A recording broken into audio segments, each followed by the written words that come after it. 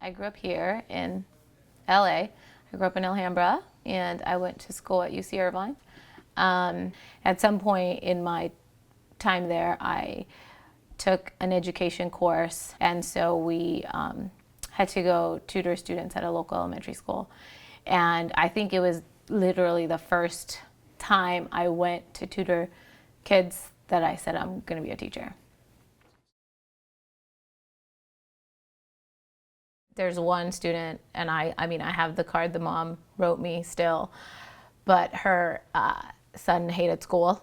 He, slumped back in his chair every day and kind of like never responded when I talked to him, and he was just grumpy and sad and angry. And I learned that there was reasons why he hated school.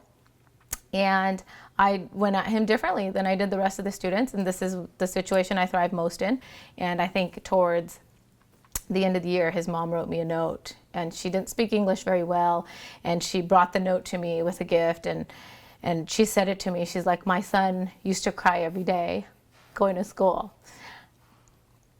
and this year he loves it. He wakes up excited, and he's like, she said she attributes it to me, that something happened in this classroom where he loves it. And the mom started crying, I started crying. And I think that still sits with me today, because I can't pinpoint something I did, but a student started loving school after being in my class, and that is a very, very beautiful feeling.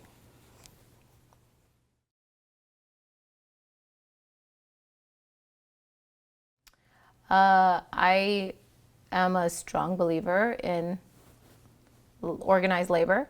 It has its role, and I think for teachers in particular, there is a very specific role that unions play, and they're very necessary.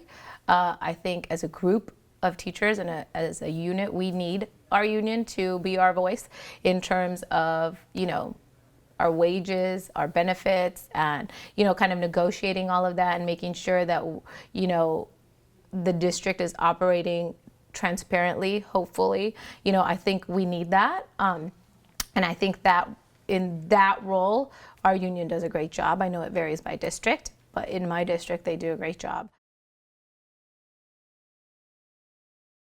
My frustration, my largest frustration, is the fact that I don't have a choice, that I am being silenced. As a teacher for 11 years, with everything I've learned and know and everything I do, the fact that I don't have a choice in $1,000 out of my paycheck per school year, that it goes to political purposes, I think that is not only unfair, I feel like it's a violation of my rights as a citizen of the United States. It's, I